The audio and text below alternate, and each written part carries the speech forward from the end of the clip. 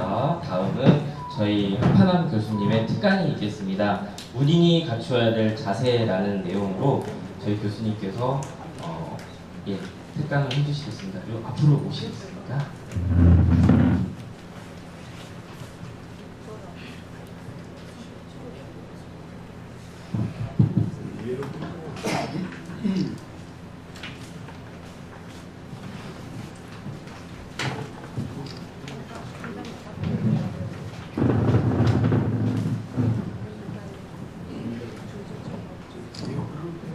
안녕하세요. 한판왕입니다. 오늘 제가 얘기할 제목을 오늘 처음 들었네요. 그냥 뭐 인문학 특강 뭐 이런 식으로 들었었는데 어찌됐든 영광스럽습니다. 아무것도 모르는 제가 나와서 이런 자리에 섰다는 자체가 죄송하기도 하고요. 우리 왜 아무데나 막 끼는 사람한테 해주는 젊은 애들 네자 글자가 있죠. 아무데나 끼지 말라고 할 때 아무데나 낄끼빠빠 낄끼빠빠라고 하는데 이제 이런 것처럼 우리가 보통 색시가 예쁘면 처갓집 외양간 뭐 보고 절을 한다? 말뚝 보고 절한다고 그러죠. 여기 남자 선생님들 처갓집 말뚝에다 절한 적이 있으셨는지요? 아니요. 없다는 얘기는 사모님이 별로라는 얘기 아닌가요? 글쎄요, 유감입니다. 자, 아까 제가 아무데나 끼지 말고 낄 때만 끼라고 해서 낄끼빠빠 했죠.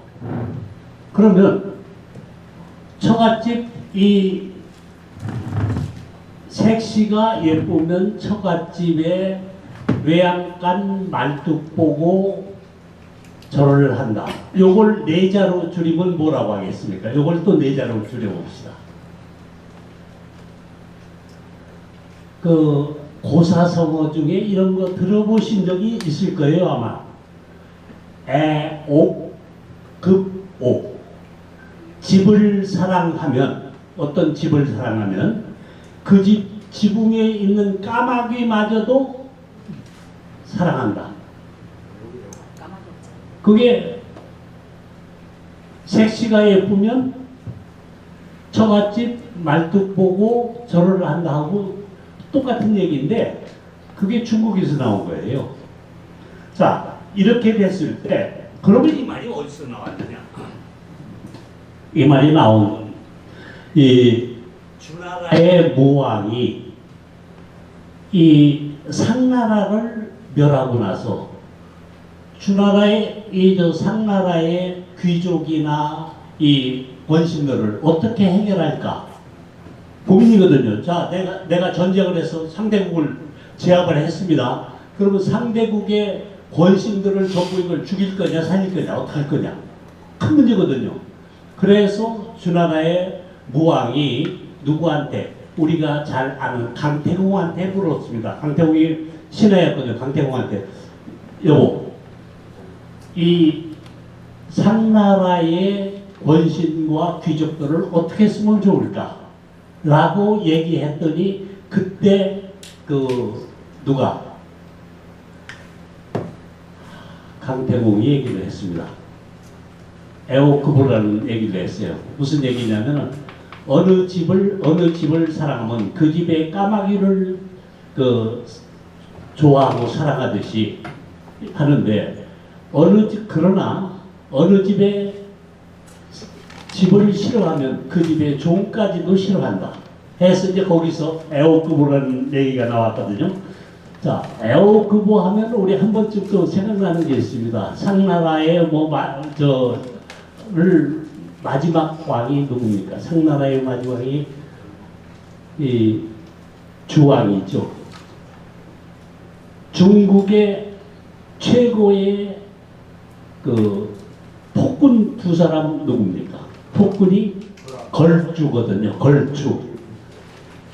하나라의 걸왕, 그 다음에 상나라의 주왕. 이 중국의 대표적인 그 폭군입니다.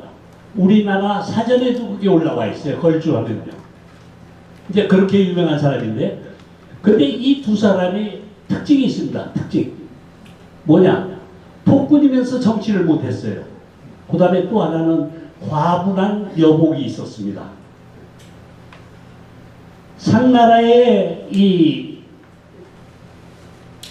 주왕한테는 달기라는 애첩이 있었고, 이 하나라의 거랑한테는 거랑한테는 누가 있었냐면 말희라는 또 누가 있었느냐면 첩이 있었습니다. 그 두 사람은 말희와 달기의 치마폭을 헤어나지를 못해가지고 정치를 못한 거예요. 그 안에서 놀다가. 그런데 문제는 그렇게 이제 정치를 못하니까 누가 상나라의 그 서부 쪽에 각각 제후들이 있죠. 우리 같으면 대한민국을 전체 내가 상나라에서 통치한다면 여기서 가서 전라남도 해서 전라남도에다 제후 하나 군대이죠. 네가 통치하고 농어고 뭐고 경상북도 또 했다. 뭐 경기도 했다. 충청도 이런 식으로 제후를 놓습니다. 그 서부의 제후들의 우두머리격인 희창이라는 사람이 이 누구한테 전나라 상나라의 주왕한테 이제 뭐라고 했느냐면은 이렇게 하면 안 된다. 정치 그만둬라. 막 이런 식으로 직언을 했어요. 직언을 하니까 그대로 갖다 잡아 가뒀습니다. 저기를 희창이라는 사람을. 그래서 희창이가 어떻게 빠져나와서 고향으로 가가지고는 내가 이놈의 상나라를 쳐서 없애야 되겠다. 그 없애려고 하면서 군사를 모으고 강태공을 군사로 모아서 이 군인의 이게 조련을 하고 주위에 또 그 제후들을 쭉 제압을 해가지고 세력을 키웠어요. 그래서 이 상나라를 치려고 했는데 주왕이 이제 문왕이죠. 이 희창이라는 사람이 그러다가 바로 죽었어요. 죽으니까 그 아들 희반이라는 친구가 바로 왕에 등극을 했어요. 등극을 해가지고 아버지 요원에 따라서 나는 어디를 상나라를 치겠다. 그래서 그야말로 정말 쳤습니다. 저기를 해서 쳐들어갔는데 이 상나라의 왕이 거왕이 너무 정치를 못하니까 군대들도 썩었습니다. 썩어가지고 이 주나라의 무왕이 그냥 거의 아무런 무혈 입성을 해버렸어요. 상나라를요. 그래가지고 입성을 했는데 이제 그러다 보니까 거왕은 자살을 한 거죠. 자살을 하고 이제 나서 이제 전체를 이제 희발이라는 무왕이 아까도 얘기했지만 이 상나라의 권신들과 귀족들을 어떻게 할 거냐, 다 죽일 거냐, 살릴 거냐, 그게 고민이 되니까 강태공한테 물어봤습니다. 강태공한테 물어보니까 아까처럼 에어쿠브라는 얘기를 하면서 거기다가 남의 집에 남의 집이 어떤 집이 미우면은 그 집에 종까지도 미운 놈이다. 그러므로 다 죽여라. 상나라의 권신과 귀족들을 다. 그런데 한두 명이라 죽이죠. 아무리 자기가 정보를 해서 했더라도 사람 한두 명도 아니고 몇백 명 죽이는 건 그건 문제잖아요. 그래서 또 다른 신한테 물어봤습니다. 물어보니까 뭐라고 하느냐. 죽이지 마십시오. 죽이지 말고 각자의 자리를 전부 돌려보내십시오. 그러면 평정될 겁니다. 가만히 주나라의 무왕이 가만히 생각해 보니까 희발이라는 사람이 생각해 보니까 맞거든요. 그래서 그냥 다 돌려보냈습니다. 죽이는 사람 없이. 그러니까 아주 편해졌어요. 자, 여기에서 하나 이제 우리가 이제 저기 하는 것은 우리 사람이라는 것은 무엇을 좋아하거나 무엇을 아주 가깝게 생각하면 나머지도 전부 가깝게 그렇게 생각해요. 여기에 문제가 있습니다. 자, 무조건적인 감정. 이게 뭐냐? 커다란 문제를 일으킬 수가 있습니다. 그 특정한 개인이나 집단에 대해서 그렇게 무조건적으로 내가 이걸 좋아하니까 나머지도 좋아해서 그냥 넘기다 했을 때 이 씻을 수 없는 상처나 엄청난 대가를 치러야 될 이런 경우들이 생긴다는 얘기죠. 그래서 우리 가장 비근한 예로 아무리 좋은 정치 집단이나 정치하는 개인이나 사회 지도자가 좋다고 해도 그 사람의 모든 것을 무조건 좋아하다가는 큰일 납니다. 지금 우리 사회가. 우리 사회가 바로 지금 그런 사회가 됐잖아요. 팬덤 정치가 뭡니까? 내 편이면 이건 죽일 놈도 좋다는 얘기죠. 내 편이 아니면 무조건 그냥 막 공격입니다. 이게 보통 우리가 문제 되는 게 아니라 건강한 사회를 주먹는 독이 된다. 이것은 독이 되는데, 따라서 아무리 애호구부라는 말이 있더라도 흑묘백묘, 즉 검은 고양이 흰 고양이를 구분 안 하고 두루뭉술하게 해서 두둔하는 이런 병폐는 반드시 바로잡아야 될 어려운 과제다 라고 생각합니다.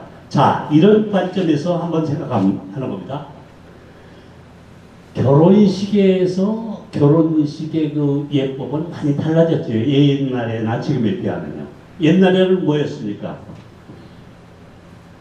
무지렁이도 결혼하는 날만은 임금님의 옷을 입고, 무지렁이 같은 색시도 이 왕비 같은 연지 곤지 찍고 원삼족들이 쓰고 결혼한다.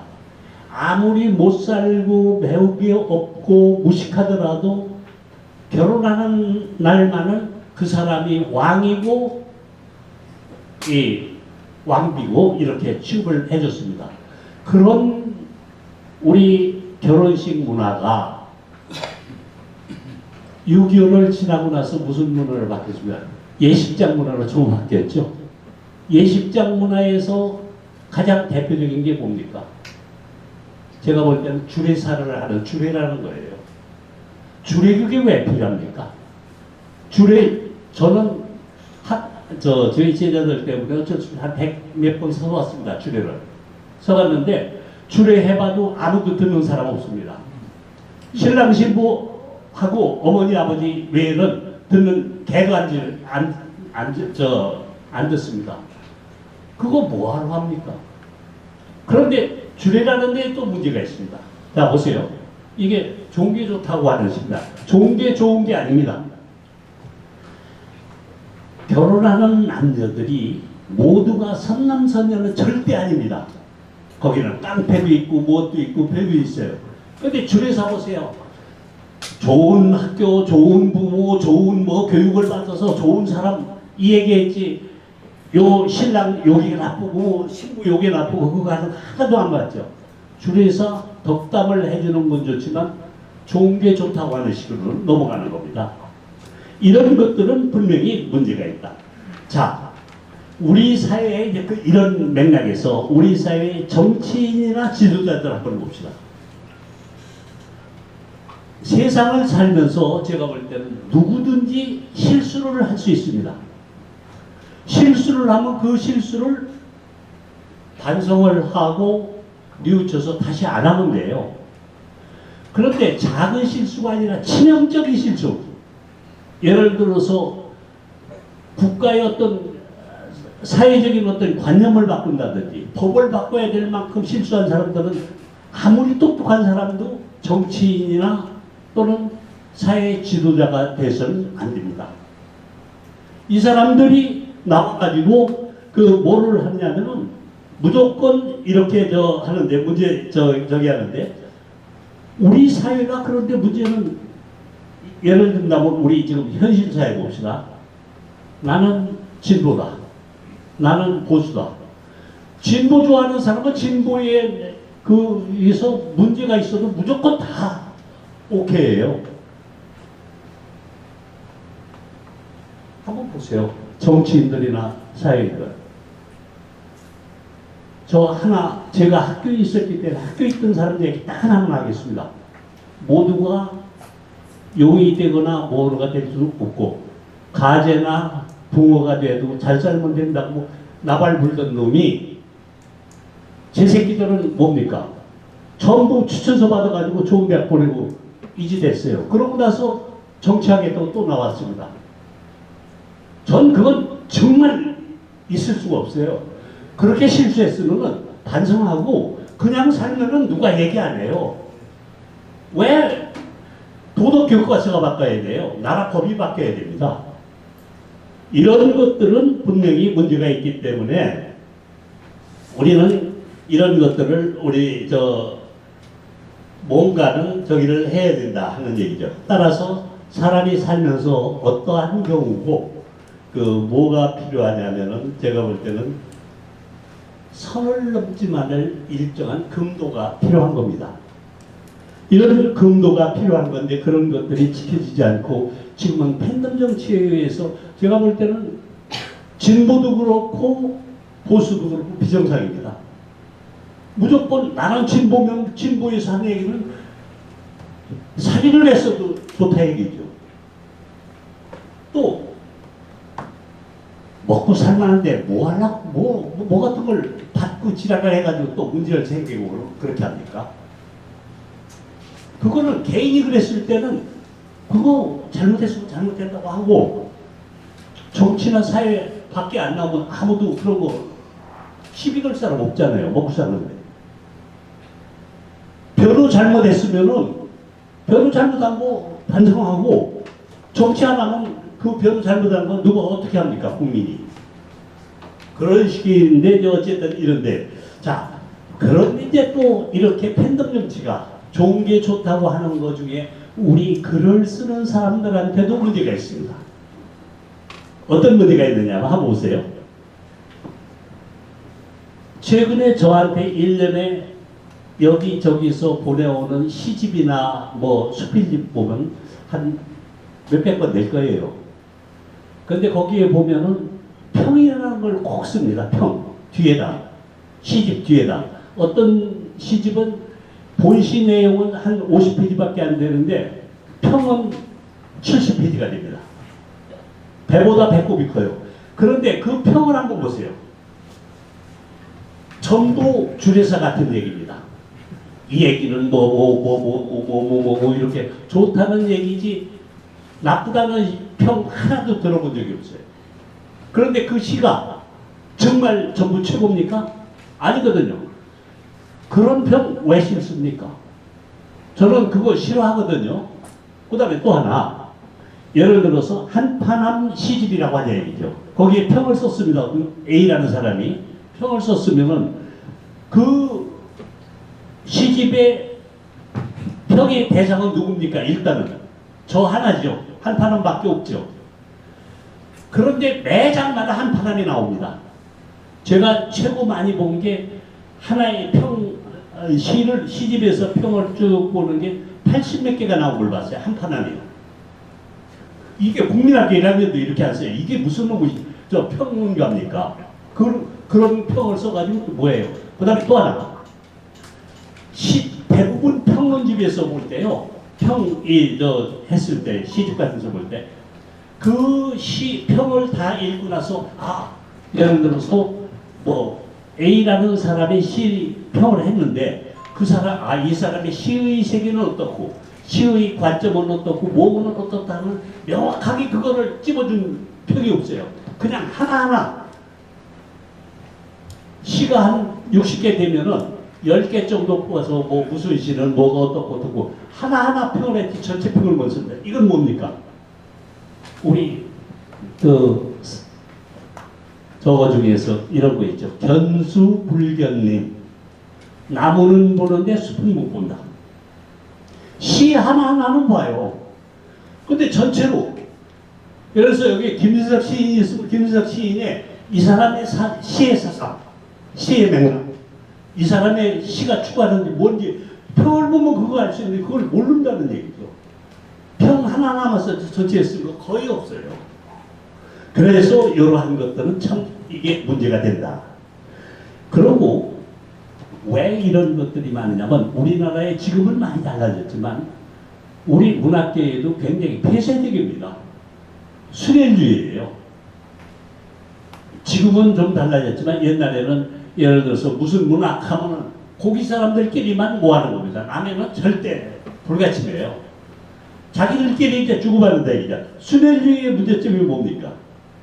이거 동종교배 내지는 열성이 나타난다는 얘기입니다. 자기들끼리만 하니까요. 자, 우리나라 동양의 역사와 서양의 역사를 한번 생각해 봅시다. 동양의 역사는 이제 보면은 역사를 망치거나 이런 문제가 있으면 환관과 외척이에요. 우리나라 중국 보면요. 환관 외척이 준동을 하고 나서면은 나라 망하게 되어 있습니다. 정치 망하게 되어 있어요. 자, 그런데 거기에서 조금 뭐를 풀 수 있냐면 그런 거 바람을 빼줬던 제도가 뭡니까? 과거제도죠. 과거제도에서 전혀 왕실하고 관계없는 사람들이 가서 출세라고 이랬는데 근데 서양 망국, 서양이 망국된 게 뭡니까? 근친혼이에요. 사촌끼리도 결혼한 거 그게 많죠, 서양이에요. 사촌까지 결혼하면 열성인자가 막 나타나니까 바보 많이 나옵니다. 자, 바보가 나오죠. 그 다음에 대부분의 이제 그 왕정은 어쩔 수 없지만 왕정은 뭐 보통 동양 같으면 500년 넘는 거 없으니까 500년 지나면 시족 바뀌어요. 500년, 300년 지나면 시족 바뀌지 않습니까? 그 대물림이 영원한 대물림은 아니거든요. 아닌데 문제는 이렇게 되기 때문에 서양은 뭐였습니까? 귀족 제도라든지 이런 게 신분 대물림이죠. 이러한 것들 때문에 이제 문제가 되더라. 어찌됐든 제가 지금 오늘 얘기하는 에오크보를 중심으로 해서 이거 문제가 있다. 좋은 게 좋은 거 아니다. 잘 좋고 나쁜 걸 분명히 따지고 그 다음에 거기에서 어떤 발전 방향을 얻어야지 무조건 좋아하는 이것이 문학에서도 문제가 되고 이러한 것들은 마치 쓸데없는 주례를 해가지고 주례사에서 주례사하는 거나 마찬가지인데 요즘에 전 예식장 가서 가끔 보면은 바람직한 걸 봐요. 신랑 신부가 같이 손을 잡고 들어와 가지고요. 주례사 없이 양쪽 양가의 대표 어머니나 아버지가 나와서 한 말씀씩 길게 안 하시더라고요. 딱 하고 들어가는. 이것도 변하는 거 아니겠느냐. 자, 주례사가 이제는 그렇게 변하듯이 정치에서도 무조건 팬덤 정치 이거 좌가 됐든 우가 됐든 이건 아니다. 이거 나라 망하는 길이다. 이것도 변해야 되겠다. 그 다음에 우리가 문학을 하는데도 어떤 자기들끼리의 문화가 아니라 좀 더 폭넓게 해서 정말로 평을 해주고 정말로 생각을 해서 하는 이런 풍토가 조성되었으면 좋겠다. 예를 들어서 시인 같은 경우 생각해봅니다. 시인은 적어도 몇만 명 됩니다. 몇만 명 되는데 시인도 1등부터 꼴찌까지 하면요. 1등부터 몇만 등까지입니다. 시인도 다 똑같은 시인은 아니다. 절대. 그렇다면은 시를 쓰는 사람들이 좀 모자란 걸 발전하기 위한 건 뭐냐? 옆에서 자꾸 충고해 주는 거예요. 고언을 해주는 거지. 좋다 하면 나중에 너도 좋고 나도 좋고 둘 다 망하자는 길밖에 안 되지 않겠느냐. 이런 측면에서 우리 에오크보라는 것을 한 번쯤은 생각해보고 글을 쓰고 또 친구들과 대화를 나누고 또는 이 같은 동료들과 의견을 나누는 이런 문화가 좀 더 구체화되고 꽃 폈으면 하는 게 제 바람이고 그런 의미에서 오늘 장황스럽게 말씀을 드렸습니다. 감사합니다. 좋은 말씀 감사합니다. 자, 다음 순서 바로 넘어갈게요.